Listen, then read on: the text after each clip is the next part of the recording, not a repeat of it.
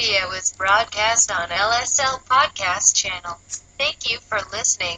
Please subscribe to the channel. Let not your heart be troubled. You are listening to the Sean Hannity Radio Show podcast. All right, so I have insomnia, but I've never slept better. And what's changed? Just a pillow. It's had such a positive impact on my life. And, of course, I'm talking about My Pillow. I fall asleep faster, I stay asleep longer, and now you can, too. Just go to MyPillow.com or call 800-919-6090. Use the promo code Hannity, and Mike Lindell, the inventor of My Pillow, has the special 4-pack. Now, you get 40% off 2 My Pillow Premiums and 2 Go Anywhere pillows. Now, My Pillow is made here in the USA, has a 60-day unconditional money-back guarantee, and a 10-year warranty. Go to MyPillow.com right now or call 800-919-6090, promo code Hannity, to get Mike Lindell's special 4-pack offer. You get 2 My Pillow premium pillows and 2 Go Anywhere pillows for 40% off, and that means once those pillows arrive, you start getting the kind of peaceful and restful and comfortable and deep healing and recuperative sleep that you've been craving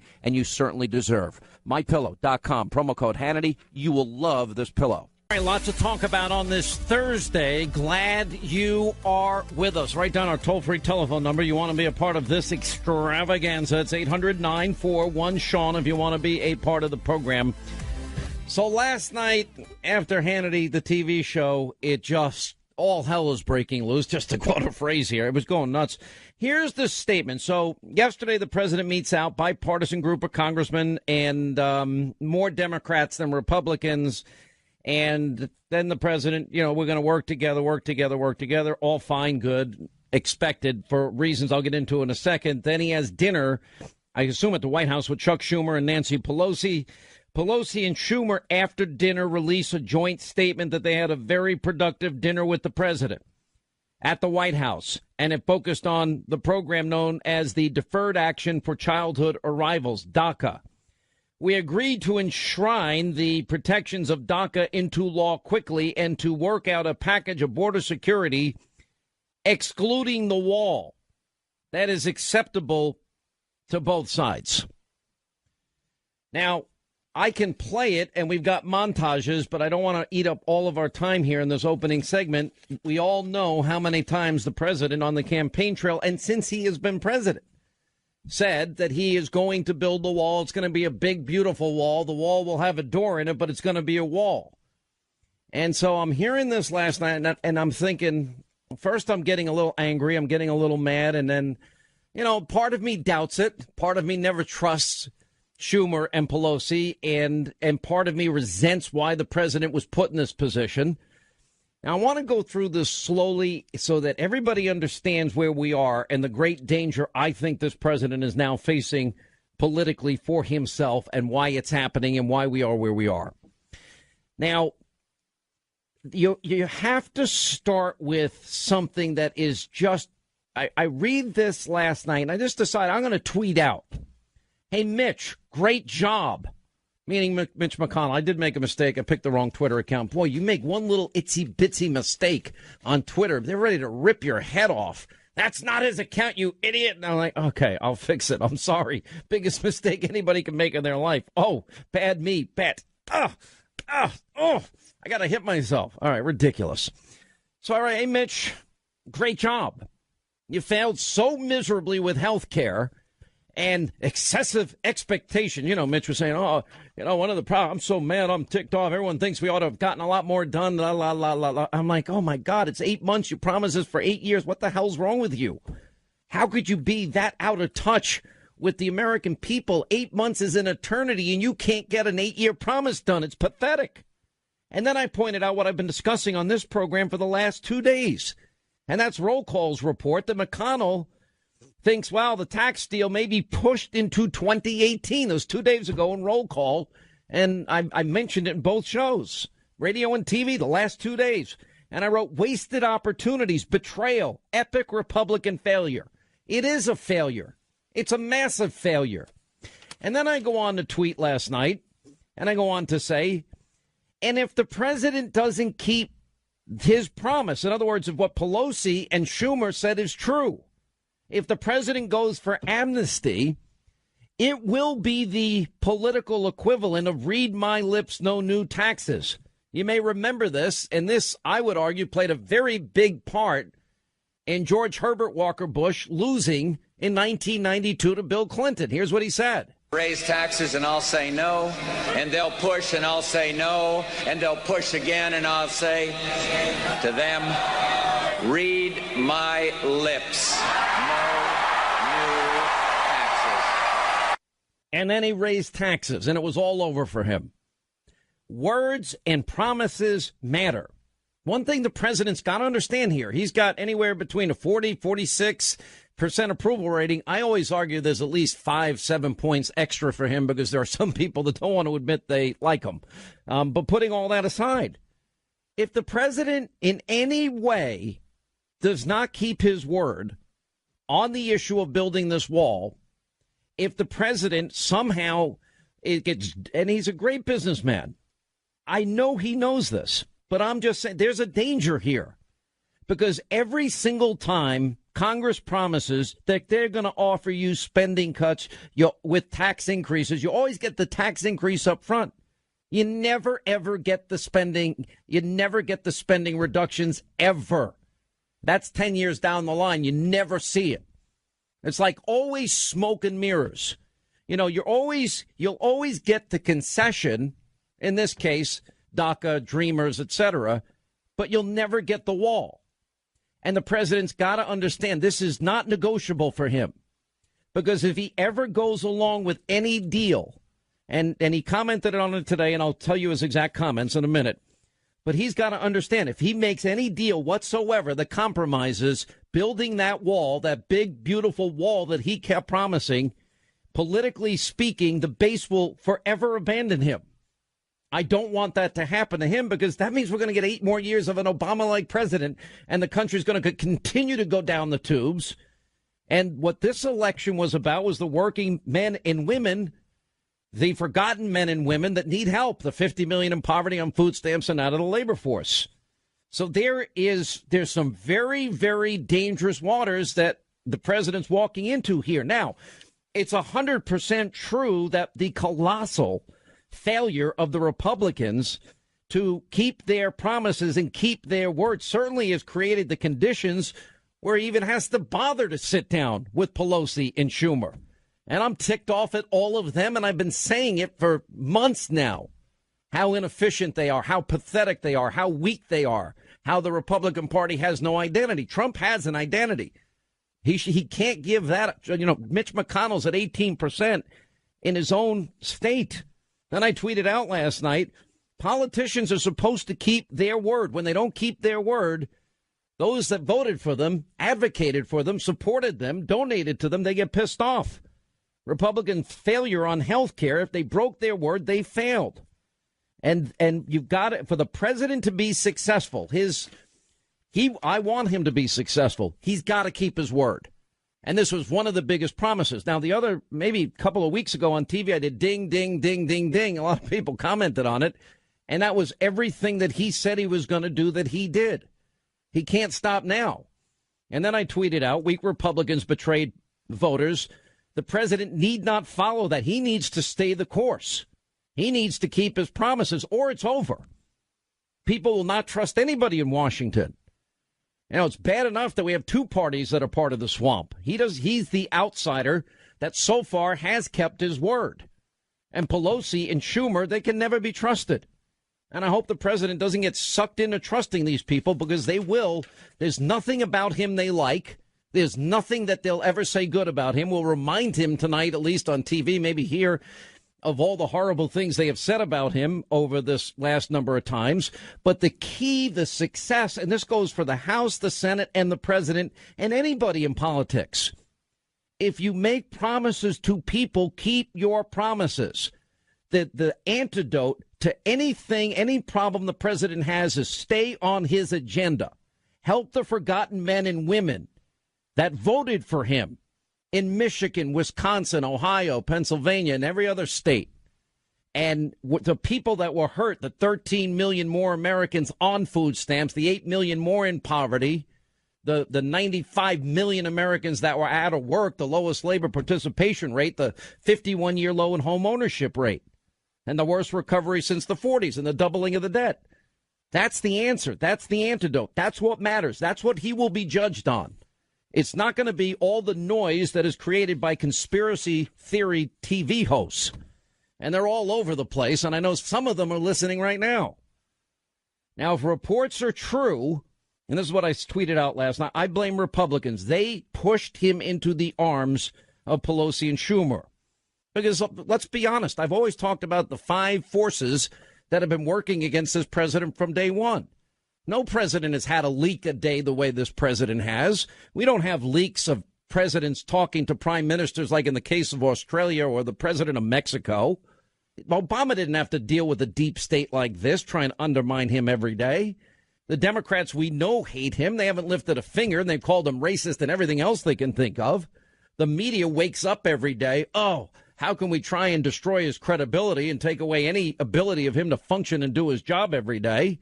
And then I said, what are the other two? Weak Republicans and never Trumpers. They hate him, too. So if, he doesn't have to break his word just because the Republican Party is pathetic at their job. And staying the course is going to be good for everybody. So they wanted him to fail. And if he goes ahead and goes along with any of these capitulations without getting the very big item he pushed for, to me, it would become the equivalent of read my lips, no new taxes. It's the same old Washington, D.C. game we got going on here. Promise the spending cut in exchange for tax increases. You get the tax increase. You get no spending cut. You get the consideration, in this case, for DACA, for young kids that are now adults that have been here through no fault of their own. Fine. Okay. But you got to get the wall first. You got to get it fully funded. You got to start building it.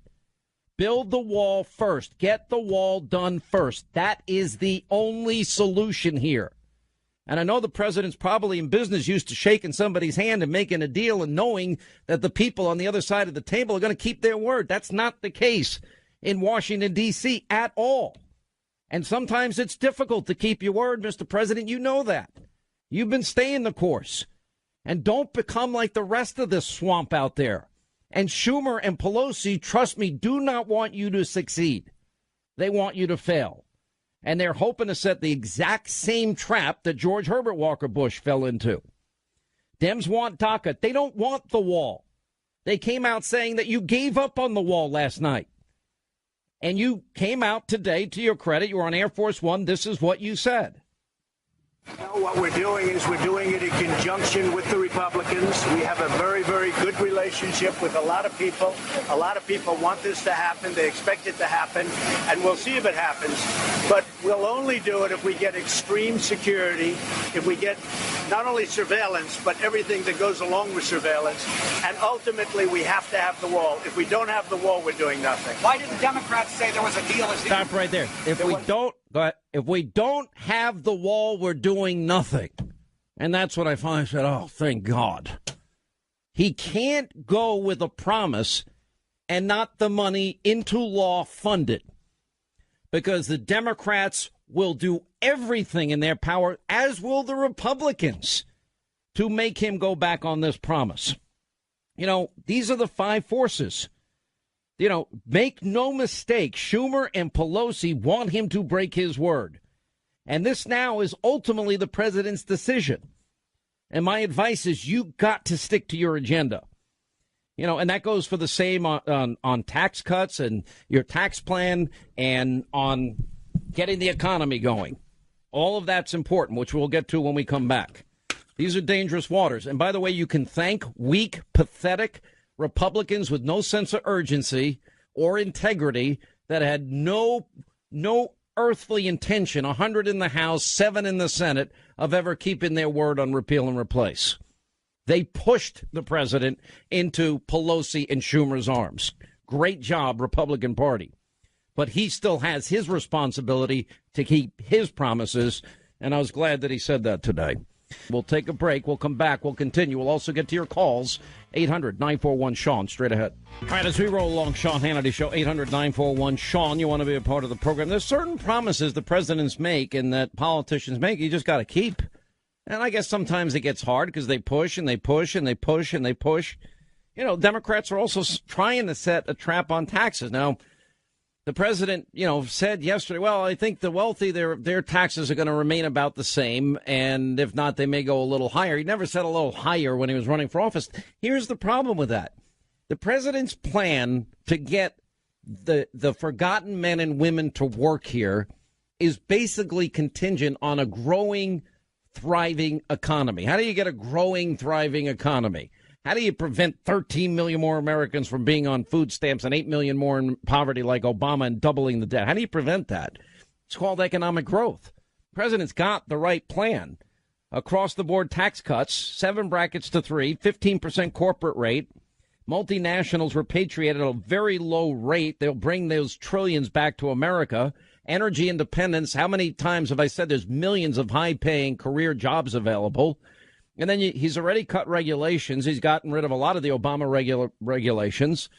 And he can't get trapped into this old thinking mentality. Reagan slashed the top marginal rate in the course of his presidency from 70 to 28%. Revenues to the government doubled. 20 million new jobs were created.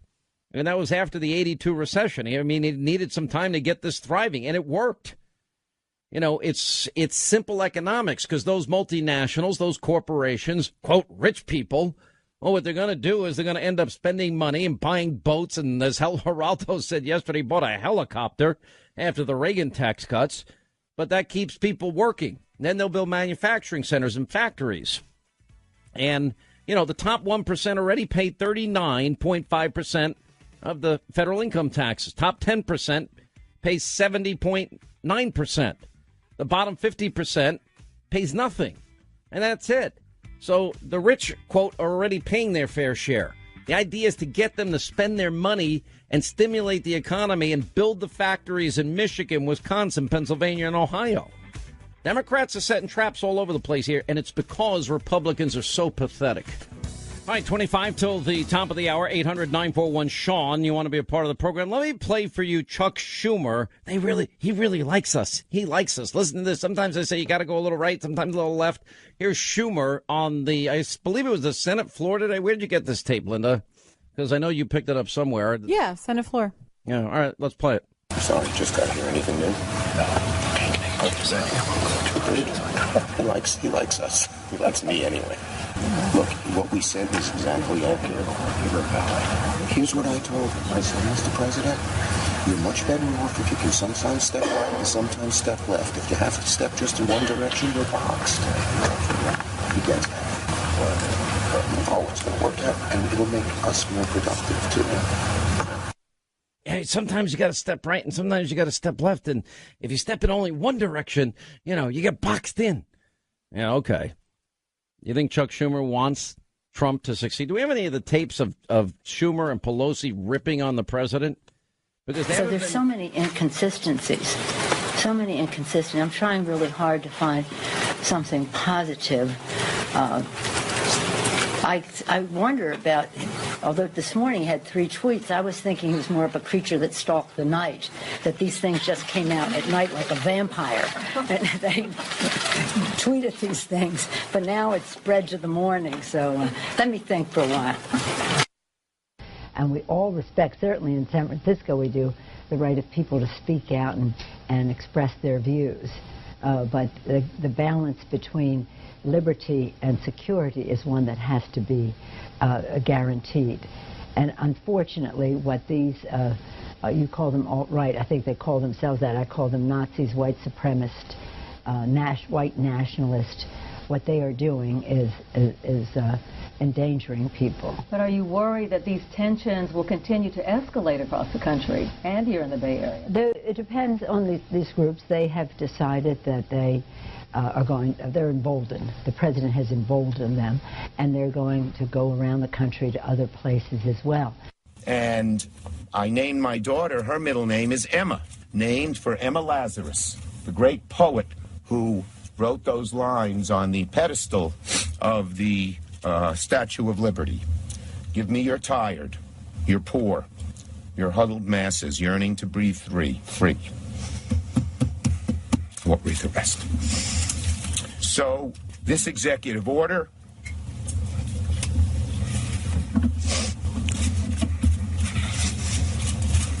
was mean-spirited and un-American. It was implemented in a way that created chaos and confusion across the country, and it will only serve to embolden and inspire those around the globe who will do us harm. It must be reversed immediately. Senate Democrats are going to introduce legislation to overturn this and move it as quickly as we can. And I, as your senator from New York, will claw, scrap, and fight with every fiber of my being. All right, enough of the crybaby. I can't take it anymore. Now, here's what I know about the president. I can only give you the insight that I've had in being on the road with him during the campaign, and he knows the people's reaction. He knows he knows the people that put him in that house. He knows them. And I know the president, I think, pretty well. The president is a never-ending negotiator. Consummate. He's the best negotiator. He never stops. He negotiates, like you'll have a time set for an interview. You get to say, oh, well, let's just do 10 minutes. And I'm like, well, we agreed to a half hour. And then he'll say, all right, we'll do 20. It's fine. That is quintessentially Donald Trump. I mean, there's a part of it that is extraordinarily bright, smart, charming, and that's who he is. He negotiates everything. So part of me is just like, okay, I understand. You're sending a message to everybody. You're sending a message to Republicans because you're such failures. You have no urgency. You didn't even have a plan to extend the debt ceiling when you're on a month vacation in August. So, I mean, it's pretty pathetic. They're just pathetic. And I kind of understand that the president is out there and the president's thinking, all right, well, I'm just going to send a message that, OK, I'll just get it done any way I need to get it done. By the way, is John Roberts now live with the president on Air Force One? No. Yeah, we can go to that if you like. Now, I want to just finish this thought. So my guess is the president is who he is. There's only one thing that he said. I'm going to play again what he said earlier. No wall, no deal, nothing. Let me play that from earlier today. No, what we're doing is we're doing it in conjunction with the Republicans. We have a very, very good relationship with a lot of people. A lot of people want this to happen. They expect it to happen, and we'll see if it happens. But we'll only do it if we get extreme security, if we get not only surveillance, but everything that goes along with surveillance.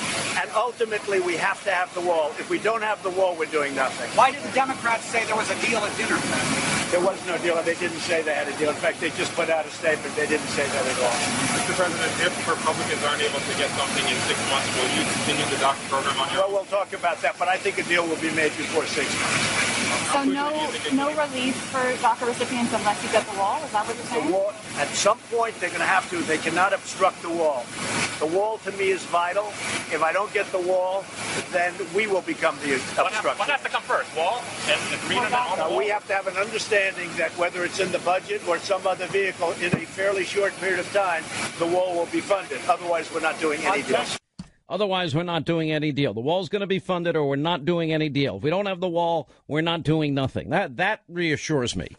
He only said the only part of that, at some point, he says that, we're going to if we're going to fund it later, it's got to be in writing. It's got to be funded. It's got to be written in blood because it's D.C. and it's the sewer and it's a swamp. And these people would love nothing more than to look. Here's what the presidents are. Here are what the Democrats are arguing. And I think the way this is going to work out is this way. If you want to know how I think it's going to end up. And the president was pretty clear about this today. He said, look, we're not talking about amnesty. We're talking about people that have come to this country. I'm using his words. We're talking about taking care of people that were brought here, people that have done a good job, that were brought here not of their own volition. But more importantly, we have to have the wall. So I think what he's saying is no amnesty, that they would work out some type of agreement that they wouldn't be citizens and they'd get to stay in the country and they wouldn't be thrown out. That's my guess where it's going. And many of you are going to argue that's amnesty. I'm just telling you where I think it's headed. But I do think he's negotiating.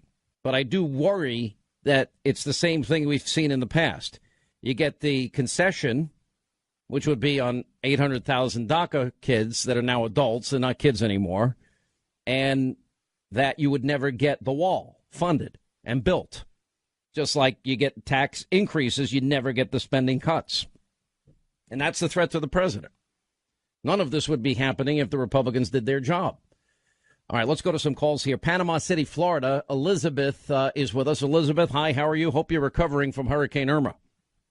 Hi, Sean. We did very well. I hope your house did, too. It's fine. I'm not worried. Never was worried. And you know what? It's only property. Just as long as everybody was safe. That's all I cared about.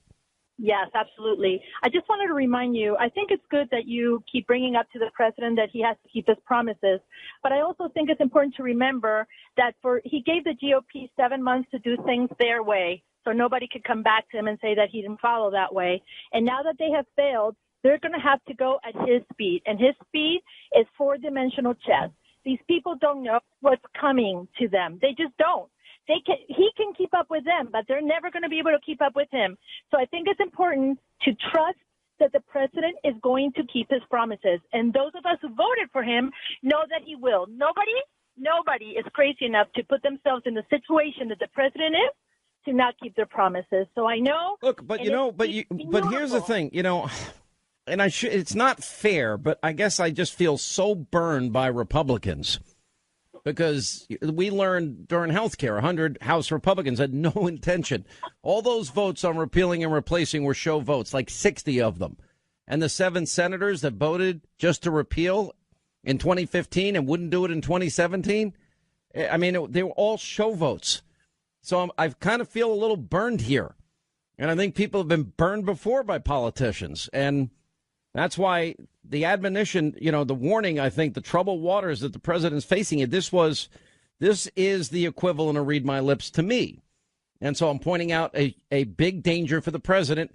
And I don't trust, listen to Nancy Pelosi. She's calling him a Nazi, white supremacist, racist, all these things. That's what they think of him. That's what they think of us. That's what they think of anybody that's conservative. That's what they say about us every election. That makes sense? And remember that he's a common sense conservative, not exactly a Republican. So I think he's going to keep his words, Sean.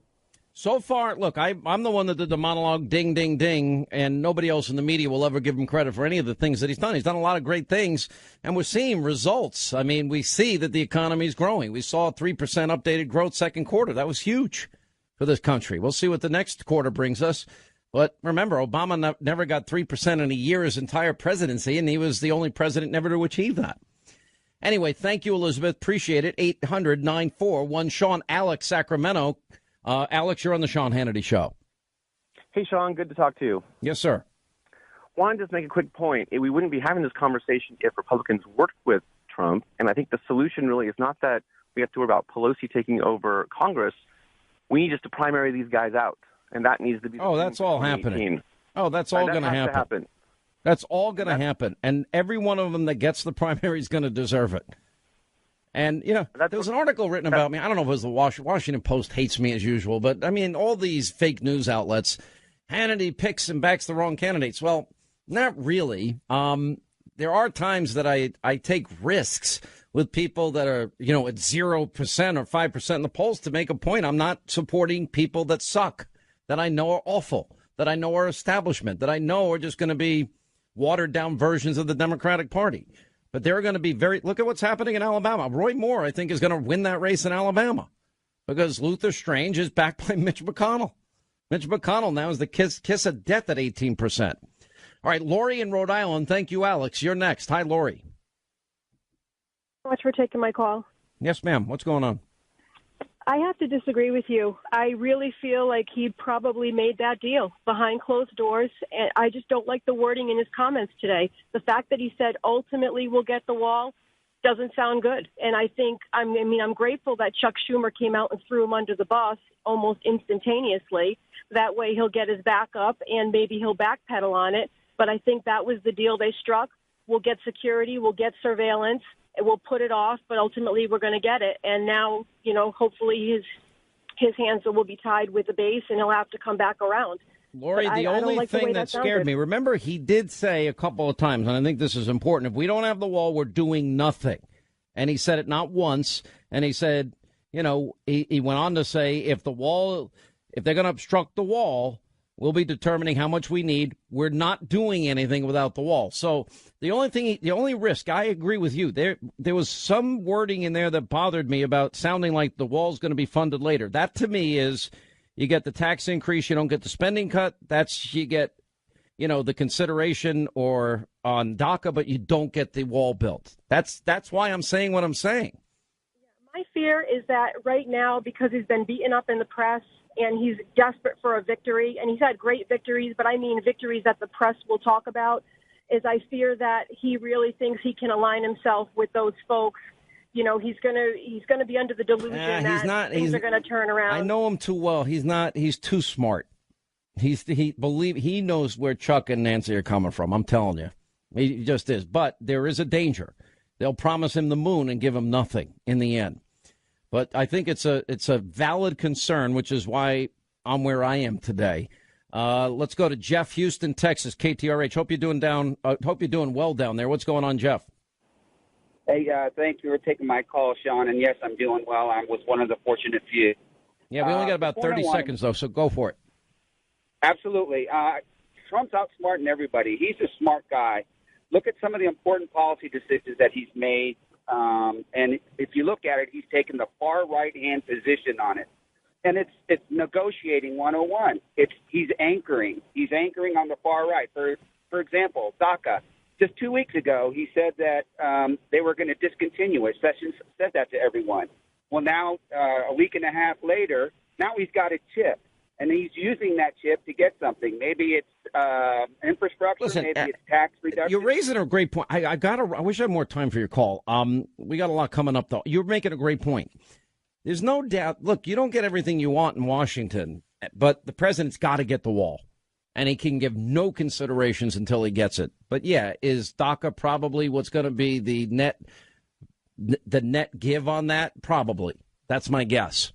All right, 800-941-SEAN. You want to be a part of the program. All right, we got so much more coming up in the course of the program today, and we'll get a lot more of your calls in. I know a lot of you are very passionate about this, and we want to get as many calls in the program today as we can. Congressman Dave Bratt, Congressman Louis Gohmert. By the way, Karl Rove called out the Freedom Caucus. They're going to react to that. They'll react to this DACA issue and the president and much more, and then Sebastian Gorka straight ahead. You talked about Mexico. How quickly could you build the wall? How do you make them pay for the wall, as you said? So easy. Will a politician be able to do it? Absolutely not. It's 100% they're going to pay. And if they don't pay, we'll charge them a little tariff. It'll be paid. We're going to do the wall. And by the way, who's going to pay for the wall? Mexico's going to pay for the wall. The press came to me, and they told me that he said he would not pay for the wall. Do you have a comment? I said, yes. The wall just got 10 feet taller. As soon as we can physically do it. We're within months? I would say in months, yeah. I would say in months. Certainly planning is starting immediately. It's your first day in office. How long will it be till that wall's complete? Well, I would say it'll be complete within 2 years from the time we start. We'll start quickly. And it'll be a real wall. It'll be a real wall. Don't even think about it. We will build the wall. Don't even think about it. I watch the media as they say, well, he just had some fun during the campaign on the wall. That wasn't fun, folks. We're building that wall, and walls do work. Now, the obstructionist Democrats would like us not to do it, but believe me, we have to close down our government. We're building that wall. Let me be very clear to Democrats in Congress who oppose a border wall and stand in the way of border security. You are putting all of America's safety at risk. You're doing that. We need the wall very badly. As you know, Mexico has a tremendous crime problem. Tremendous. All right, that's the president. Hour 2, Sean Hannity Show, 800-941-SEAN throughout the campaign. And when he became president, reinforcing his his promise to the people as president that he would get that wall built. And what the president is saying today, he did not back down at all from all of this. He said that the statement by Pelosi and Schumer last night were inaccurate, not true. And then he went on to say there will be no deal whatsoever. Ultimately, we have to have a wall. And if we don't have the wall, we're doing nothing.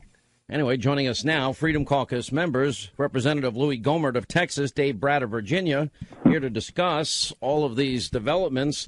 I just want to say to both of you, one of the things that I think frustrates me, and I said this, I'm extremely frustrated, and I'm arguing this, and you guys tell me if I'm wrong. Because of this colossal Republican inexcusable failure, I think the president's doing two things simultaneously. One, I think he's negotiating. And number two, I think he's seeking out legitimate alternatives so he can at least get some of his promises accomplished if he needs it. Now, there's a great risk for him here, and especially when you read the statement of Pelosi and Schumer, and they say, well, he agreed to DACA, which he denied today, and then he went on to say there'll be no deal without a wall, and they said, well, there's no agreement on the wall, so they want him to look as bad as possible. My argument is if the president, after he promised this all during the campaign, the last 8 months, if he doesn't build the wall and push and insist on the wall, that's the equivalent of read my lips, no new taxes. That would be horrible for him. Louis Gohmert. Yeah, I think you're exactly right, Sean. Of course, it's one of the reasons I agree with you so much. But, yeah, it's exactly right. And I don't believe he would do that. And I do believe the president when he says, no, I haven't made a deal. Our problem is, and I've been consistent in this for years, and you've been down on the border, down on Texas border. You know, there are areas where we have got to have a wall. There's some where you don't have to have one, like Big Bend National Park, but there are some where you got to have it. And I believe that on my heart the president's going to get that done. But every single time, Border Patrol make this clear, every single time anybody in Congress, administration, whether Obama, Bush, Trump, anybody in administration or Congress talks about, well, we're going to agree to legalize these people that came in illegally, we're going to do this, we may embrace DACA. Every time it dramatically increases the numbers of people rushing across the border illegally. And so all day today, you know, people have been asking, well, what about this deal? I am not commenting. I do not want any comments I make to ever cause people to be lured into the United States, because every time it happens, there's some that get drawn into sex slavery. There's some that die trying to get in. There are people that become drug dealers. They're forced into it by the drug cartels that brought them across.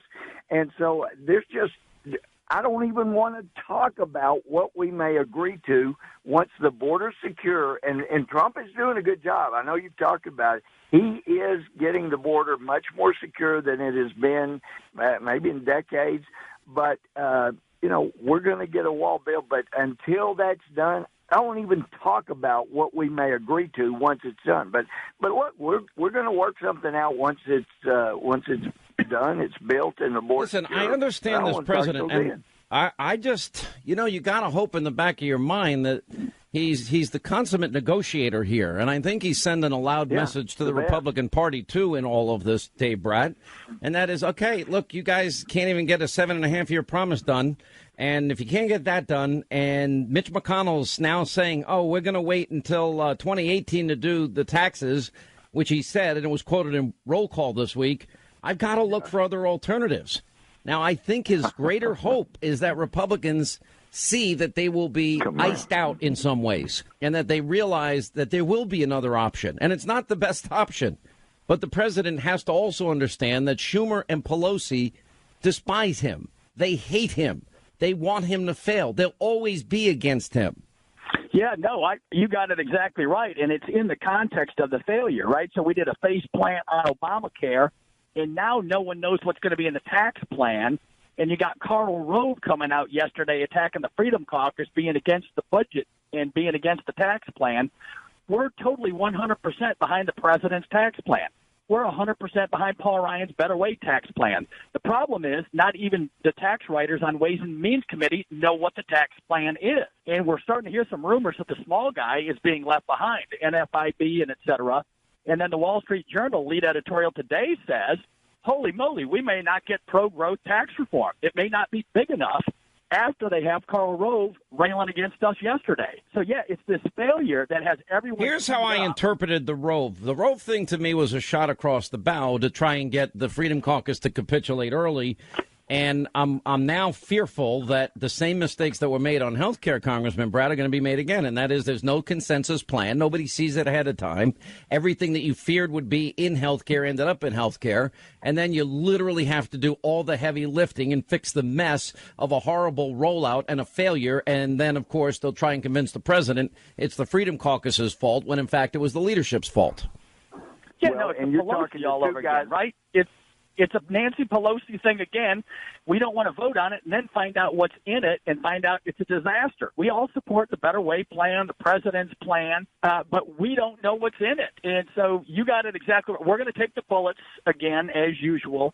And Grove is intentionally making this comment. He's talking about a budget vote. We all voted yesterday for the appropriations bill. So that's the budget. It's already done. This budget resolution only includes tax. And so the average person listening doesn't care. And we got to make sure that the forgotten man, right? And this was all the way from Bernie all the way through the Midwestern states that Trump won, all the way through Trump, taking care of the forgotten blue-collar average worker back home. And that unites the DACA piece. The immigration piece is really about that. Wage rates have been flat in this country for 40 years. Everyone's ticked off. And so the immigration piece, you got to first fix the labor market. The welfare reform needs to be fixed. K-12 isn't skilling our kids up to work. And that's it. And I'm sure Louis has more to add. Louis? Well, yeah, and I think it's very important when we start talking about the establishment and Karl Rove and all the arrows they're shooting and are going to be, these are the guys, and Karl Rove's no dummy. He's a smart guy, but he had everything wrong. He was wrong about everything that Trump was pushing to get elected that got him elected. He was wrong about him not being able to be elected, and he didn't support the things that got him elected. And so naturally, people have got to be aware that when the president is trying to keep some of the most important promises, Rove is going to be out there undoing. And remember, Rove was for that first health care bill, and some have said, well, if you guys had just jumped on and agreed to that, then it would have been win at the sales. But the trouble is premiums would have continued to skyrocket, and a year after that bad bill, if we had passed that disastrous thing that Rove and Priebus and all them loved, and the health insurance companies loved, and the bailouts they were getting, then it would have been the end of our majority in a year from November. And the first thing these clowns would have done when they get the majority was impeach Trump. We did what we had to. We stood in the way of that disastrous bill, and we got a bill that wasn't great, but it was going to help America. And another thing to remember, when those guys were saying you got to pass this, they knew that when America found out what was in that bill, they were going to turn on Trump. And God bless him, President Trump. If you're him and you've seen us for years say we're going to repeal it, and we pass a repeal and send it to President Obama and he vetoes it, the poor President Trump, he goes, okay, all right, I had plans, but if you just send me the same bill you passed in the last Congress in the House and Senate, I'll sign that one. And we couldn't even do that. I mean, if you're president, you got to be going, I don't know what to do here. This is nuts. And he'd be right. All right, stay right there. We'll come back more with Dave Bratt, more with Louis Gohmert in just a second here. Quick break. Right back. We'll continue. The disruptive forces inside the Republican Party, whether they are the Freedom Caucus or the Bannon economic nationalists, one faction of the House Republicans, the Freedom Caucus, basically said, we're going to stop we may vote no on the budget resolution. We may vote with Nancy Pelosi on the budget resolution unless you, in essence, give us final authority to examine all the ideas that you're talking about for the tax reform bill and approve them or disapprove them in advance. All right, that was Karl Rove being critical of the Freedom Caucus. What's wrong with actually reading these things and knowing what's in them ahead of time? Anyway, we continue with Freedom Caucus members Louis Gohmert and Dave Bratt. I think that was you chuckling, Congressman Bratt. I would think he'd want us to do that. Well, yeah, I mean, I told the press today, right? I mean, Rove, I think he left Econ 101 and he went into fiction writing. What he said about the Freedom Caucus, we are in agreement with the Trump tax plan and the Paul Ryan tax plan. All you got to do is he's just making up excuses, right? He says we changed the goal line or whatever. He's just making it up to find a scapegoat. You just give us the tax rates and who's getting them, and tell us the numbers work out for the S Corp, for the Forgotten Man back home, C Corps, make us competitive, and we're a yes, right? And I said that in front of the whole conference, 240 Republicans, 2 mornings ago in front of Paul Ryan, the speaker, and Brady got up to his credit and said, let's do that, right? So we're all unified, but we got to see what's in it.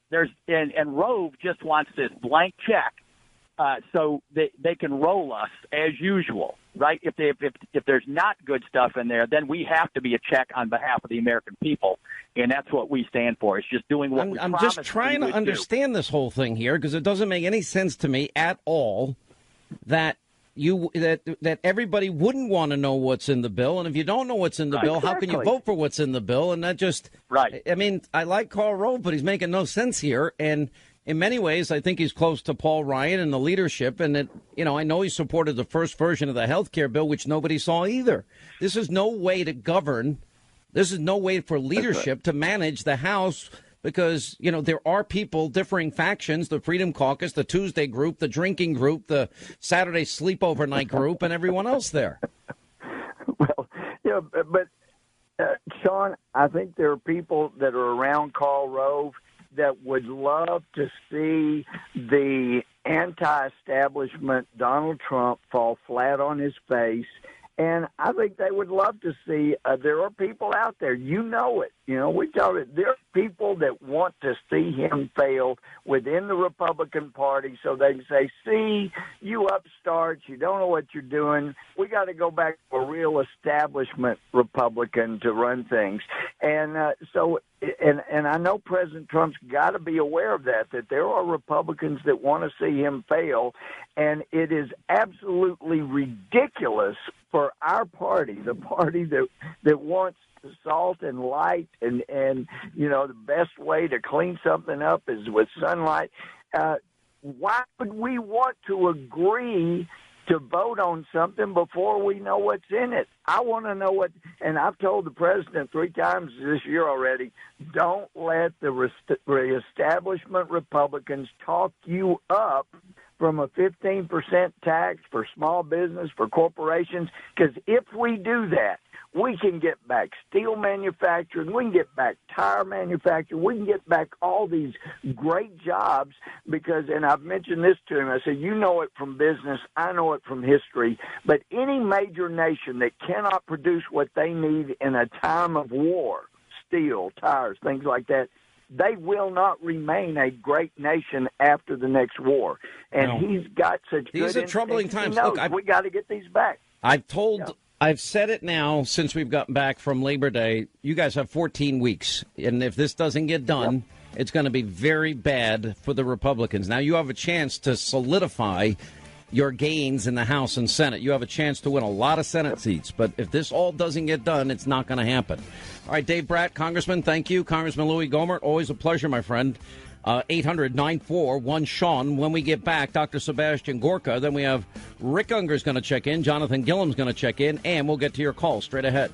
And we'll probably also be talking about DACA, because we don't want to forget DACA. And it's already been a week and a half, and people don't talk about it as much. We want to see if we can do something with regard to immigration, with regard to the 800,000 people that are now young people. They're not children anymore. They were children. Now they're young people. But we want to see if we can do something in a bipartisan fashion so that we can solve the DACA problem and other immigration problems. So we'll be discussing that today. No, what we're doing is we're doing it in conjunction with the Republicans. We have a very, very good relationship with a lot of people. A lot of people want this to happen. They expect it to happen, and we'll see if it happens. But we'll only do it if we get extreme security, if we get not only surveillance, but everything that goes along with surveillance. And ultimately, we have to have the wall. If we don't have the wall, we're doing nothing. Why did the Democrats say there was a deal at dinner? There was no deal. They didn't say they had a deal. In fact, they just put out a statement. They didn't say that at all. Mr. President, if Republicans aren't able to get something in 6 months, will you continue the DACA program on your own? Well, we'll talk about that, but I think a deal will be made before 6 months. So no relief for DACA recipients unless you get the wall? Is that what you're saying? The wall, at some point, they're going to have to. They cannot obstruct the wall. The wall to me is vital. If I don't get the wall, then we will become the obstruction. What has to come first, wall and agreement on the wall? We have to have an understanding that whether it's in the budget or some other vehicle, in a fairly short period of time, the wall will be funded. Otherwise, we're not doing anything. Otherwise, we're not doing anything. You know, it's so frustrating. These people race out there last night. Oh, we got DACA. It's a deal. It's done. They just lie. They lie all the time. And a lot of this all is because of Republicans' pathetic performance and failure. And now the president, he's either the greatest negotiator ever and trying to motivate them and light a fire under their asses and get them moving, or, you know, he's just looking for another way to try and get his promises done because they can't do a thing, seemingly. Mitch McConnell, well, maybe we'll do taxes in 2018. Oh, the vapors, these expectations are so high. The stress of it all. 9 months to keep an 8-year promise. Joining us now is Dr. Sebastian Gorka, who recently left the White House as a counsel to the president. How are you, sir? Very well, Sean. Great to be back on the show. All right, let me start with what the president said there. And look, I was last night, all of a sudden, boom. You know, everything's going nuts because Pelosi and Schumer put out these statements. And it turns out the president has a very different view of the meeting last night. But with that said, a lot of people are very concerned, as I am, that, you know, if somehow they're able to convince this president to do a deal where he doesn't get the wall first, we're not getting the wall. It's just like you get tax increases, you never get spending reductions. You get, you know, some type of acquiescing or deal or concession, and you never get the wall built ever, like Reagan in '86. Look, Sean, I stand by exactly what I've said already publicly. Remember when a New York realtor, businessman, billionaire called Donald Trump started his campaign for presidency, his first policy platform, the foundation of it all, was immigration and the wall. He's already said he's not going to go back. He knows the cost he would pay if that platform of his whole presidential campaign was somehow undermined. What he's done in the last few days is send a very simple signal to the GOP. This is about, you know, the master strategy. The GOP needs to understand that they didn't win the election last November. Donald J. Trump won the election, and he can deal with people who have the letter D behind their name, not just people who have the letter R behind their name. So this is, you know, have faith, as I tweeted out today to the base. Take a deep breath, count to 10, and have faith. Listen, I have faith in the president. So far, he's never really wavered on his promises at all. I went through the other night on TV. I don't know if you saw my ding, ding, ding, ding, ding show, but a lot of people seem to have caught it and all the promises that he's kept. But my question, you know, when Chuck Schumer comes out with this, look, I have no doubt that the president is going to probably have to deal and do things he doesn't want to do because we know there are so many weak Republicans there. Even the House bill on health care was never what anybody wanted, but we discovered that there were 100 House Republicans that never had any intention of replacing Obamacare, just like we had 7 Senate Republicans that voted just to repeal in 2015. They had no intention of really doing it, and they only did it as show votes. So the circumstances are you just sit there and do nothing, or you have to negotiate. I get it. There's been no significant issue which was up to the president that he hasn't followed through on, whether it's destroying the caliphate of ISIS in Mosul, whether it's revitalizing NATO, whether it's breaking the 29th stock market record, Sean. I can't even keep up with it. The million jobs he's created. When it's up to him, he always comes through. Now, on Obamacare, let's be very, very specific here. He said to the GOP, to his colleagues on the Hill, hey guys, you've been working on this for 7 years, saying repeal and replace. We have checks and balances. We have separation of powers. So you're going to fix this for America, right? And what did they do?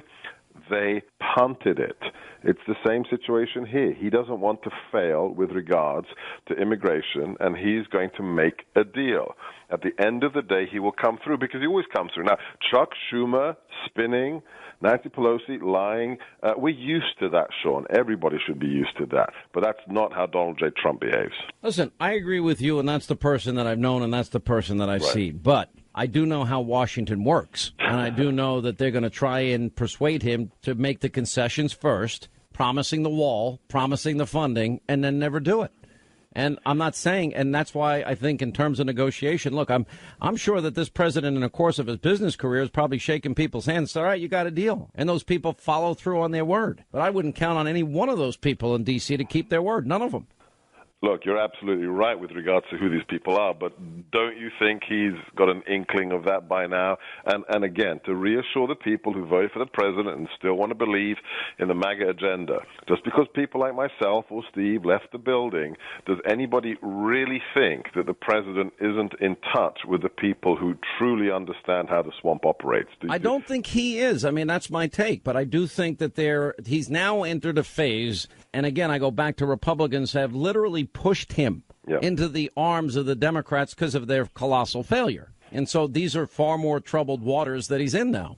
Look, they are. It is truly. It is a swamp full of 20-foot alligators. It's disgusting. I mean, no, it is. It's disgusting. It's despicable. No, it is. But at the end of the day, what do you know about this man? I know one thing. From the first moment I met him in 2015, before anybody took him seriously, right up to working with him in the Oval, in the West Wing, this man never gives up. You can try and stab him in the back, but he will be there for the long fight, and he will put on the table that which he does. Look, he just doesn't give up. His track record, 50 years in the private sector, he never, ever gives up. He is translating that into a divisive, disgusting environment, but the man hasn't changed. It's just a different game now. What do you do when the Republicans are so ineffective and they're so incapable of keeping their word?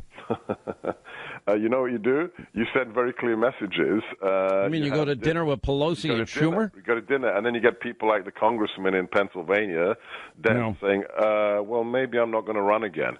Because some people realize what happened November the 8th.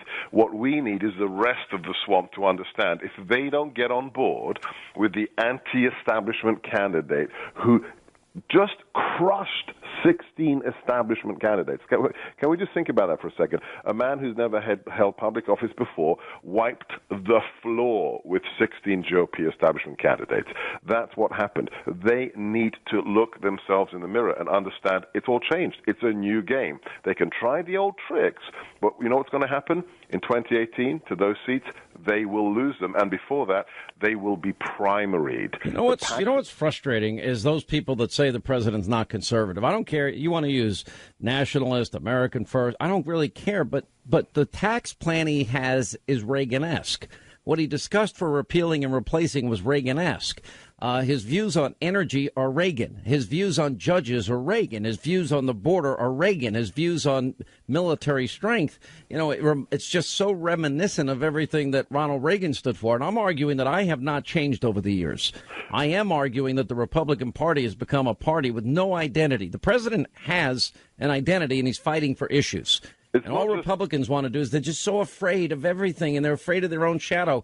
Does an 18% approval rating for Mitch McConnell wake him up? Yeah, look, you're absolutely right on the quality, the substance of these platforms. But let's remember one more thing. He's had those views for decades. I mean, his views on China, on the military, on oil, on intellectual property theft, he didn't make those up in the last months of the campaign. He gave interviews on those issues. Do you think he's a nationalist populist, or do you think he's a conservative, Dr. Gorka? I reject all those labels. He's a patriot who loves his country, and he wants all of us to prosper. This is a big thing. Whether you voted for him or not, he wants you to prosper and be safe. Forget the labels. He's a pragmatist, and he's a patriot. So why did you leave? Why? Because I couldn't do what I needed to do for him inside the building, shackled as a government employee, and being boxed out of the policy process by people who had nothing to do with the agenda we came in with on January the 20th. And I'm going to help him from the outside because it's much easier right now. What does the future hold for you then? What are you thinking about doing? I hope you come work for Fox News. I read that yesterday. I'm like, all right, maybe Dr. Gorka will work with me. We love having you on. I'd love to. I'm going to have an announcement coming out on Tuesday with regards to some of the things we've been talking about when it comes to primaries and helping the president's agenda. Right. But fighting a good fight, and if it's at Fox, if it's on the stump out there, it doesn't matter. It's the same thing wherever we are. Look, it's not a function of where I'm sitting or where Steve's sitting. It's a function of can we get MAGA to happen. I agree. Make America great again. And by the way, that's the forgotten men and women. And that's what this election was about. And that's what I tweeted out last night. That's what the president has to remember. All right, we got to break here. Listen, we love having you. Let us know if we can help in any way, and we hope you'll be on often. Dr. Sebastian Gorka on the Sean Hannity Show. All right, as we continue, Sean Hannity Show, let's get to our busy phones. We got Joseph in beautiful Fort Myers, Florida, southwest Florida. Now, I'm sure still cleaning up in the aftermath of Hurricane Irma. Joseph, how are you? Glad you called. Hope you're doing okay. Hello, this is Mike.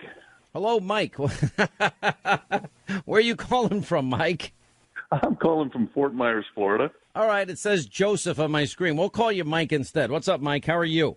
I'm doing just fine. How are you? It's a pleasure to talk to you. How's things going down there? I hope nothing happened to you and your family, your home, no damage. How's it going? We are totally fine. Good. Our recovery efforts are going well.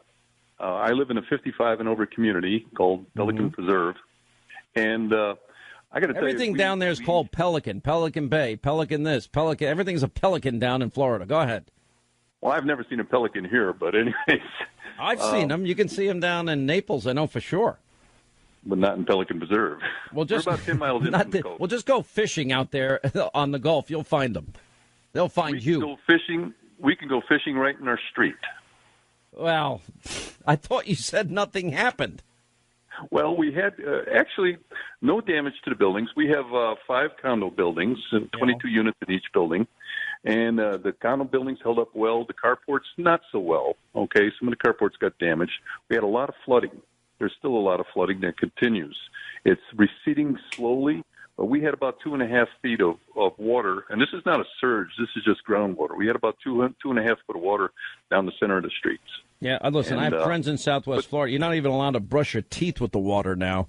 And I'm told when you get out of the shower, you feel dirtier than when you went in because the water's so bad right now. Is that still the case? They're on a boil water alert still?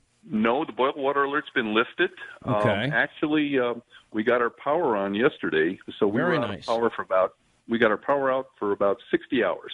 Yeah, a friend of mine just got his power back down in Naples, too. He just wrote me. It's like, it's 88 degrees and it's like 98 degrees according to with the humidity and everything. So it's very, very hot. But the people pitched in really well, prepared for it. We had secured all of our things around the pool area. We had made sure there were no projectiles. We met with each other. We had phone lines for each other. The different buildings, we had a little pasta party the night before of the storm. The night of the storm? You having a big pasta party? The night before. Some of my friends down there, they did the same thing, and I just said, well, why don't you go up to, I have a condo down there. I said, go up to my unit and go take anything you want. And she goes, great, I'll take the champagne. You have some champagne, which, by the way, I'd never drink champagne in my life. So I'm like, go ahead, take them all. Take every bottle. I don't want it. And so good for you. I'm just glad you're doing okay. We're not going to forget Texas either. I know some people was in the front cover of USA Today, and people are worried about that. Look, help is on its way. I'm glad we didn't have the bigger storm that was possible and the damage and destruction that was possible. So you're all in our thoughts and prayers. I know a lot of cleanup for a lot of people, and there's going to be a lot of work down there for a lot of people. Hang in there. And hopefully we'll see you down there soon. We got to take a quick break. We'll come back, 800-941-SEAN, Rick Unger, and our buddy Jonathan Gillum when we get back. And in the next hour, we'll get to your phone calls, 800-941-SEAN. I think one of the most important monologues on Hannity tonight that I've given since Donald Trump's been elected, 10 Eastern.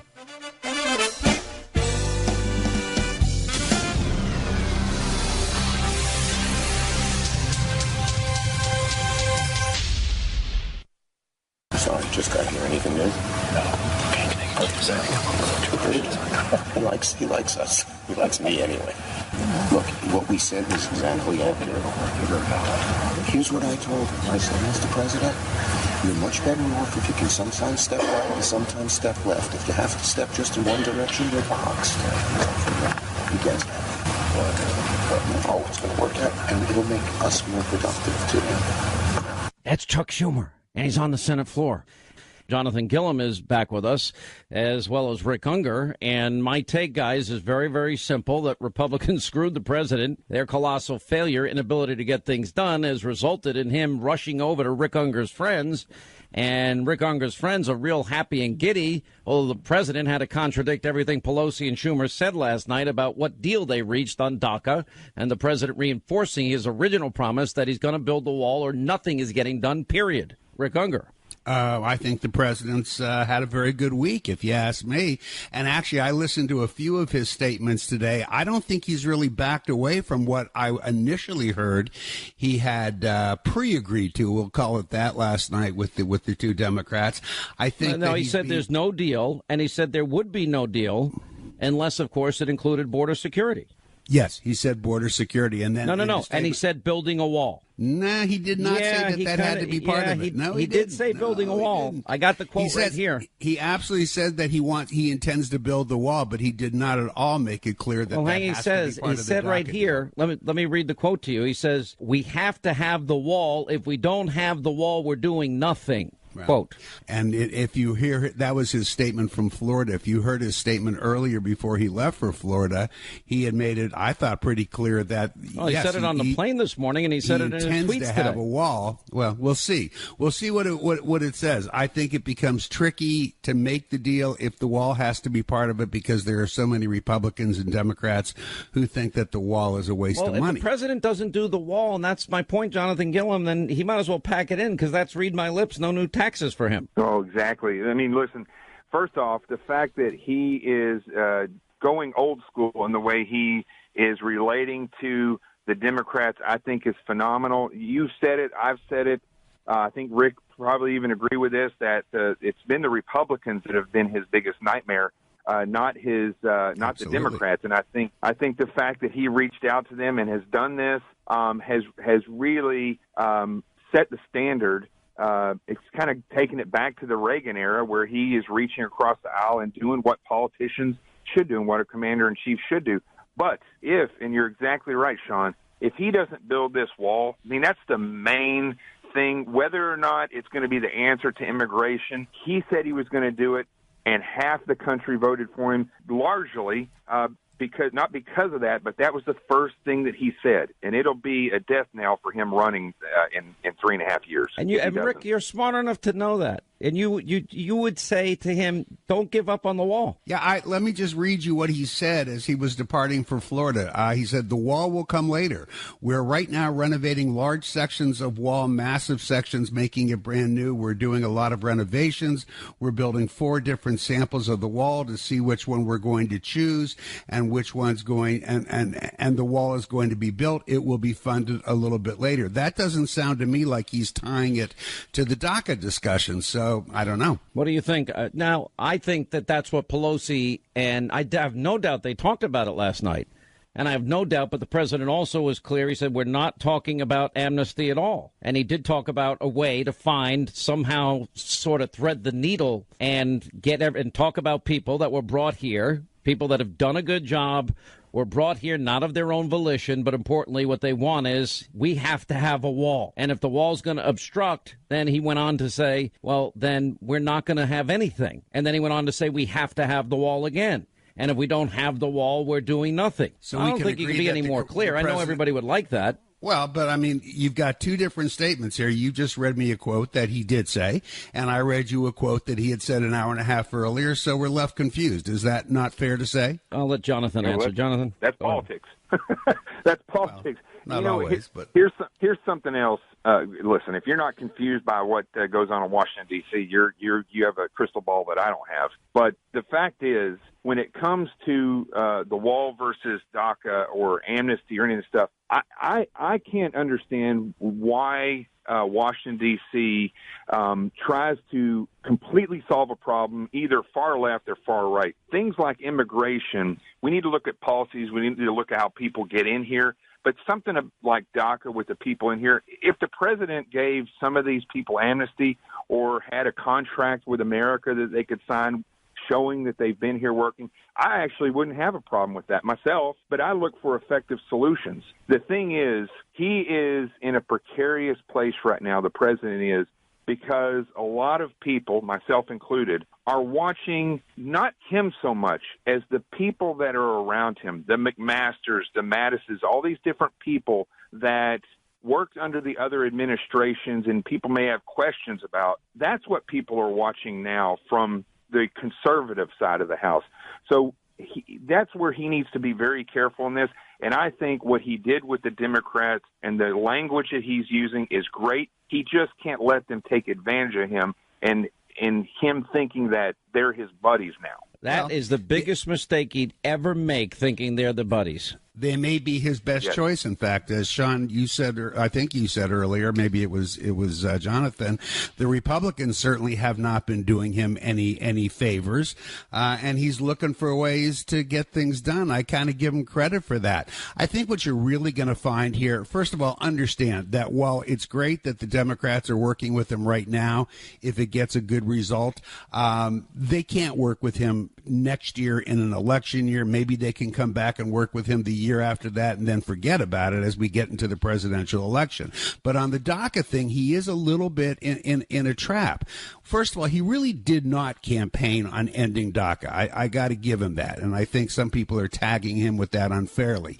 Secondly, he knows that overwhelmingly the country has spoken up and said, no, we don't think we should be throwing these people out. They didn't really do anything wrong. So I think he's trying to maximize what he can get that's on his agenda. And he is very clear that he wants greatly increased border security. Whether or not the wall's included in that at this point or not, it's confusing. But and I think the Democrats probably read him loud and clear and are probably prepared to do that to resolve the DACA issue.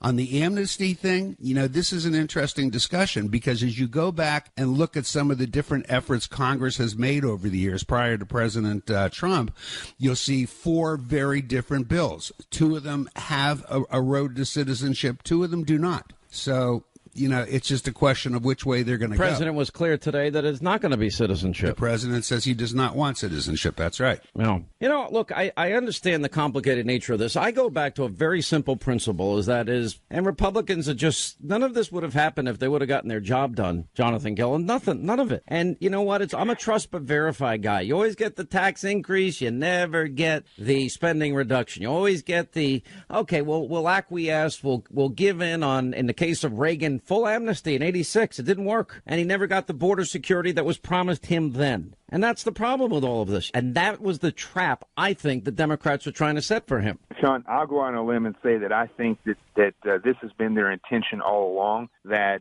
the majority of these establishment figures in the Republican Party were 100% sure that Hillary Clinton was going to win. And I think in a lot of ways they were okay with it because of the way that the Clintons work. They knew that their bread would get buttered. And I think what we're seeing now is pushback from the very people that call themselves Republicans and conservatives. And I think, listen, it's a blessing in disguise, Sean, because it's easy to identify who in Washington, D.C. right now is a true conservative and who's a true Republican to the people, not dedicated to the party and to the establishment and to lining their own pockets. That is the silver lining out of this whole thing, is now we can fully establish who they are, and we know that they're not going to bring anything effective to the table. That's not what they do. That's not why they worked their way into D.C. They did it for themselves. Look, Republicans have this opportunity, and Rick's probably going to disagree with a lot of this. If Republicans get 300 miles of the wall built before 2018, he has a conservative justice under his belt, and if he does those simple few things, it's going to result in the Republicans having a banner year in 2018. The next 14 weeks will probably decide all this, Rick.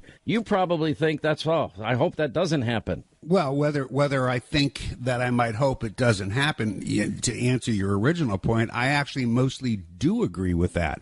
Listen, not only does this president still have an opportunity to win in the midterms, I'm not sure it's going to be a banner year, but I do agree that a lot of these things that you just mentioned would go very far to keep the Republicans in power in both houses. But not only that, I keep saying to my Democrat friends, don't think for a second that this man cannot be reelected for a second term, because he can. Oh, absolutely he can. And he can win by a bigger margin. All right, stay right there. We got to take a break. All right, as we continue with Jonathan Gilliam, and also as we continue with Rick Unger. Rick, how many more excuses is Hillary going to make? Do you want me to read the list? I'm up to 42 now, excuses that she's made as to why she lost. And by the way, she never mentions herself, and she specifically says it wasn't her, and she never mentions Trump either. Are you actually reading the book? Are you serious? Because I'm not. I don't know why anybody cares. Go to sleep. I swear I don't know why anybody but she's cares. on a Hillary book tour. Clinton, She's blaming everybody but so herself. What? Is Hillary Clinton ever running for even dog catcher again? I don't think so. Therefore, it's a matter of history. I don't care why she lost. She lost. All right, I only care to the extent Anderson that it Cooper matters cut for from the the next other election. night. Anderson Cooper interviews Hillary, and listen to her answer about. I knew I had no reason to worry about jail. I'm not so sure. Listen to this. All the lock her up chant. Yes. And that right. Donald Trump had said it, actually it was at the second debate, Donald Trump said if he was president, you would be in jail. Is that something you seriously worried about? Well, I knew I had no reason to worry about it, but But worried that he might make that effort. You can't predict what he might do. That's one of the lessons I think we've seen so far in this presidency. But, like so much else, I just kind of moved beyond that. I got interested in cleaning my closets and, taking long walks in the woods, things that helped me recover from that loss. What's your reaction to that? I think cleaning her closets and taking long walks in the woods is a perfect use of her time at this point. She's no longer a candidate. Honestly, I'm surprised you're helping her sell the book by talking about it. I just don't care what's in her book because she's not going to be candidate for president again. This is not okay. You know what, though? I think she should be, and ultimately may end up having some very severe legal issues. Jonathan. Listen, I think this should be studied by conservative or free-thinking psychologists, and they should look at this and determine what this is. Is this some kind of psychotic behavior? Is this narcissism? Something that is not just Hillary Clinton, but is sweeping the far left, not Rick Unger liberal, the far left. Look, we look at Harvard. They're making Chelsea Manning, a.k.a. Bradley Manning, a fellow at Harvard. Somebody who potentially could have gotten soldiers killed and is a traitor to this country. They're going to honor them. This person at Harvard. It's the same type of weird ideology. Rick said that Hillary Clinton will never run for office again. I don't see that. I think somebody Rick like wants her to. Hillary. If you had your choice, who would you want to run for the Democrats in 2020? Tough call. It's something I've been thinking a lot about. Well, give me your top 3 or 4.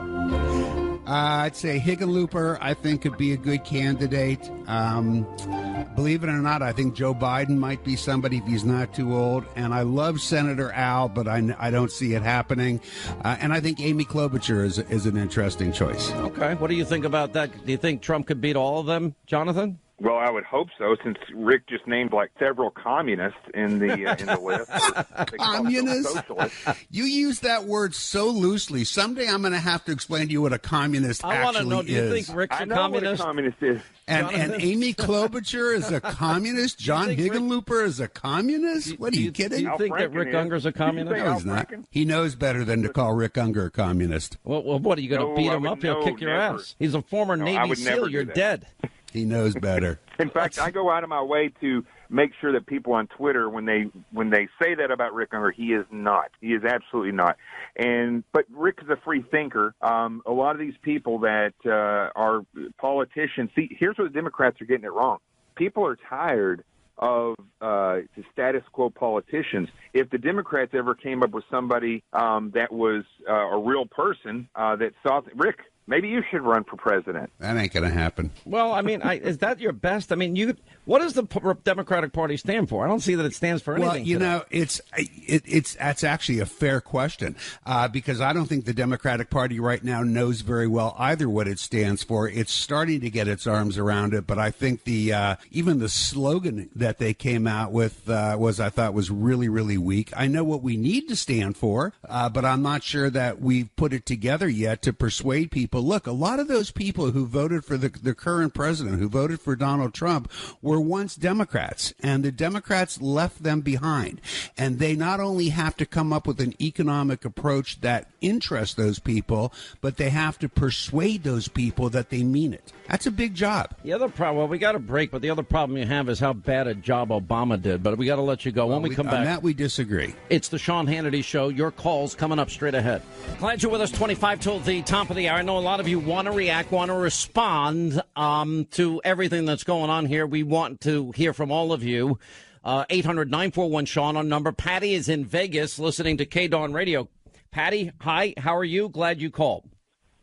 Hey, how are you today, Sean? I'm good. What's going on? Well, I'm disappointed with Trump's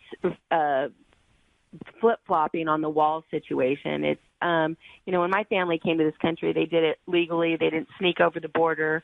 They did what they had to do to get into the country and become tax-paying citizens and documented citizens. So it's kind of frustrating if he takes this stance that he's going to flip-flop on this. Look, I think the president is signaling very clear, and I can only use his words today because, again, I, like everybody else last night, I don't like the situation he's been put in. And we've got to put some context to that. He's been put in this position because of the Republican Party's failure. Okay, fair enough. That does not take away his obligations for his promises. Just because they broke their word and they're unwilling to do the things they said that they were going to do, it doesn't get him off the hook, especially as it relates to the wall. And so I can only go to what the president said today, which I have been highlighting in the course of the program today, and I'll read it to you again. He says that he has a good relationship with a lot of people. They want to get a lot of things done, but we'll only do things if we get extreme security. If we get not only surveillance, but everything that goes along with surveillance, and ultimately we have to have the wall. If we don't have the wall, we're doing nothing. So absolutely. So I'm saying if the president, here's the problem with the president that maybe he knows, maybe he doesn't know. I don't know. He's a very smart man, and you cannot underestimate his negotiating ability. But he cannot be sucked into, okay, we'll give you the wall, but first we got to do this, because that's the same thing we always get. We always get the tax increase. We never get the spending cuts. We always get the either in the case of amnesty, or the president was very clear also saying we're not talking about amnesty. We're talking about taking care of people that were brought here, that have done a good job, not brought here by their own volition. And he says, but we have to have the wall. If the wall is going to be obstructed, then what we need the funds later. This is the danger for him. At a later date, we will be determining how much we need. We're not doing anything until they get the wall.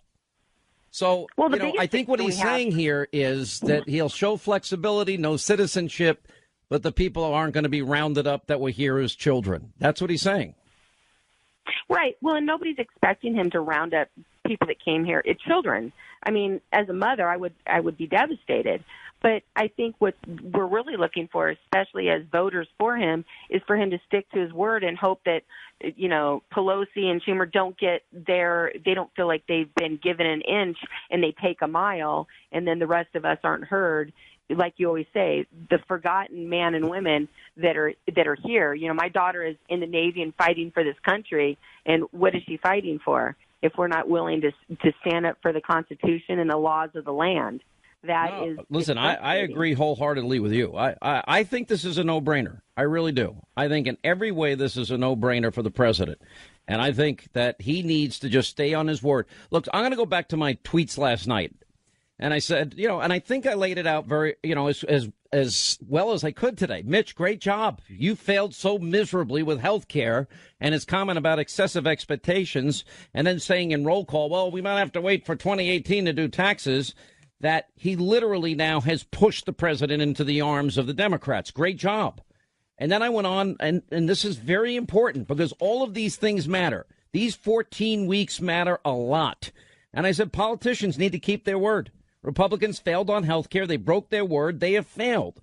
And the president needs to keep his promises.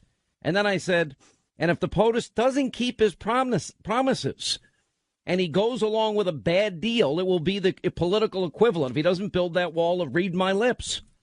And I don't want the president, I want the agenda fulfilled, as I've been saying. He needs to stay the course, keep his promises, or politically it will seal his fate. And I don't want to see that happen. Because then what that means is we're going to end up with 8 more years of an Obama presidency, and that would be horrible. Don't forget the agenda, I tweeted. Help the forgotten men and women ignored and hurt by Obama and the Democrats. That's what matters. That's where I think the focus needs to be. You get the last word. Well, I think the sad part about this is that the Republicans have put him in a corner, and it goes to the old adage that the enemy, the enemy of my, it makes friends with my enemies, because my enemy right now is the Republican Party, because they are not helping. Everybody that we voted in, they're turned their back on us as the Republican Party, us as the voter, our president, and it's not fair. And it's really disheartening for somebody like my son, who has went to every Trump rally, is watching all this stuff. He's on a speech and debate team, and he's having to defend Trump at every turn, and then he makes a stance like this. And it's pretty disheartening. But I want to tell you something really quick, Sean. I know you have to go, but I want to go back to your T-shirt thing with a teacher with a T-shirt in class. So my son wears his Trump sweatshirt to school, and the teacher tells him that he needs to take it off because it is triggering other students. And That's so my insane. son's like, oh, no. My son was like, so triggering how? No answer from the teacher. So my son obliges the teacher and takes off his Trump sweatshirt to reveal his Trump T-shirt underneath. And he said, is this less triggering? And the teacher looks at him, didn't say anything, and told him to have a seat.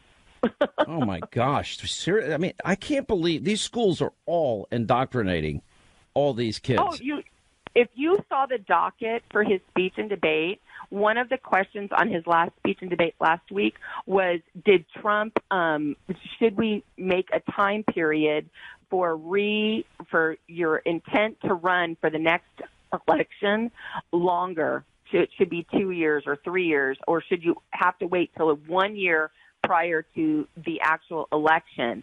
And because Trump filed his intent like the first week. But a lot of presidents, when he did his research on it, a lot of presidents did that. The clauses are amazing. The docket is crazy of stuff that they want these kids to debate, and it's all about crushing Trump's agenda. Well, all right. Well, listen, I got to run to other callers here. Appreciate it. Thank you. Patty, well, thank you for the call. That's who I was talking to. Let's say hi to Donna in Staten Island, New York, the all-new AM 710 WOR. What's up, Donna? How are you? Good, my friend. How are you? I'm good. What's happening? Well, I just wanted to say, I know a lot of people are freaking out about, everything with Trump and what he's doing. I happen to personally believe he's way smarter than everybody else, and I think he trusts his instincts as a businessman, which have served him very well over decades. I mean, he's where he is as far as being a successful businessman. I think he wrote the book, The Art of the Deal, and I think that's what he's exercising here. And he didn't get anywhere with the people who were supposed to be on his side, so you know what? The old saying, keep your friends close, but your enemies closer. That's what I think he's doing. I don't have a problem with it. Listen, don't underestimate his negotiating powers and his negotiating ability. But with all that said, I see very dangerous waters that he's stepping into here. And I know he was pushed into these waters. And I understand all of the dynamics that are going on here. I have been laying out the 5 forces against this president more than anybody. And on that list are Republicans, weak Republicans, and never Trumpers. There's nothing more than they want him to fail. And they'll convince him, if you just do DACA and give up on the wall, trust us, this is going to be great. It's not going to be great, and it's going to destroy his credibility with those people that went to the polls, fought for him, and voted for him. So what I'm doing here is I'm assuming he knows, but in case he doesn't, then we have, I'm just trying to remind everybody, because I know exactly how this plays out. All right, let's go to Charles in Washington State. Charles, hi. How are you? Glad you called, sir. Great, Sean. How are you? I'm good. What's going on? Hey, I just wanted to say that, I support Trump. I support what he's doing 100%. I'm very, very upset at the Republicans. I get calls at my home from Dave Bossie and from the Republican National Committee raising money. I give some money to him. I gave some money to him. And what they do to me on the Affordable Care Act? Nothing. Didn't deliver. What did they do for me on this this thing with DACA? Trump has been a brilliant mastermind. He's given everybody a high school civics lesson in the Constitution of what it takes to pass a law, not just an executive order that can be overturned by the next commander-in-chief, Right. But he's just brilliant. All right, get to your point. So where's your beef? I got two beefs. First beef is I really support him sitting down with Nancy Pelosi and Chuck Schumer to at least talk to him. You know, Congress has a approval rating of just 16%. Their numbers are low. Those of us working our butts off here in America, paying taxes, we really want Congress to do stuff for us. And you know what? Trump's lighting a fire under their butts and getting things done, and I like that. The second beef I have... I don't mind them sitting down. The only problem is they leave the room and they race out to the press and they say things that probably aren't true. Or they say things and they take them out of context, and they say things and they want them to look bad, and they say things and he's got to contradict it the next night and morning. That's what bothers me. That's exactly correct. And it ought to be an indication is there people that just are not and will never be trustworthy. These Democrats, they want him to fail. I mean, let's be honest. They do not want him to be successful, and they're never going to want him to be successful. These are the people that have called him every name in the book, starting with racist. Let's go from there. Okay. And you know what? But Trump remembers that we elected him. He's got 307 electoral votes, 3/5 of the Electoral College. We elected him. We want him to get things done, in spite of all the heat and stuff from the media, in spite of the heat and stuff from the Democrats. We want him to get things done. So I'm really proud of him for sitting down with him to at least talk with him. Now, the other thing I want to talk about, and you might not have time for this, you might not even care about this. Let me get to another caller because I'm giving you enough time here. So many people are dying to vent in this, and I want to get them a chance to speak. But you make a lot of good points. Anyway, we do appreciate it, Charles. Jimmy in Spring, Texas. Jimmy, how are you? Hi, Sean. Happy Trump Thursday. I needed a good laugh today. Thanks for making me happy. I appreciate it. It's been a rough day. Well, I'd say I think I'm going to make you laugh twice here. But, Sean, the title of the Hillary book, I think, has a lot more meaning to it. And that is, there's an old adage that I heard years ago that says there are three types of people in the world. There are those who make it happen. There are those who watch what happened, and there are those who say, hey, what happened? Yeah. And it is clear that in 2016, we had a make-it-happen guy, Donald Trump, and we had a what happened candidate in Hillary Clinton. I think that's well said. She still, by the way, and she still doesn't know what hit her. She doesn't know what happened. She has no idea what happened. Creep. Get away from me. Exactly. I'm a creep. No, she's out of her mind. I think that's well said. Mike in Cincinnati. What's up, Mike? How are you? Glad you called. Yeah. How are you, Mike? I'm doing well. Thank you. Help me with a little history, Sean. Yes, sir. We have the White House in both houses of Congress now. When's the last time we had that? That's a great point. A long, long time ago. And likely not to happen again for a while. This opportunity of a generation. I keep saying that. Yes, sir. Yeah. This Congress has an opportunity to get things done with this president that will affect this country and the positive and its people for years, maybe decades. And for them not to take advantage of it, they're not coming out and saying it, Sean, but their inaction, what it's telling me is the party comes first, the American people and the country come second, and it is absolutely outrageous. I will tell you this. It is beyond the pale what the Republicans have done. And the president has like twice, three times the popularity of Congress. And the reason it is to the president's credit. I mean, I don't know if you remember the show I did a few weeks ago, and I had ding, ding, ding, ding, ding, ding, all the promises he's kept. If he gets away from that model and he gets away from keeping his promises, and probably one of the biggest, if not the biggest promise of the president was what? Was the whole issue of building the wall and securing the borders. If he sticks with that, he's going to win. If he somehow is talked out of it, or they say, no, just give us this first, we'll do that later. They're not going to do it later. It's always, you always get the tax increase. You never get the spending cut. You always get the capitulation on whatever it is, and you never get the wall built. You always get you acquiesce, you try and work with people, and you never get paid back. And that's the sad part of it. That's the risk. Anyway, thank you for being with us. We appreciate it. 800-941-SEAN is our number. Quick break. Right back. We'll continue. All right, that's going to wrap things up for today. Tonight on Hannity, 10 Eastern on the Fox News Channel, the president, the wall, DACA, and all of the issues surrounding this deal that supposedly had happened with Pelosi and Schumer that the president said didn't happen. We'll talk about the dangers of the D.C. swamp. And that means what they promise and won't deliver. Comprehensive coverage tonight. Laura Ingraham, Lou Dobbs, and much more. Hannity, Fox News. And we'll see you back here tomorrow. We'll see you tonight at 10.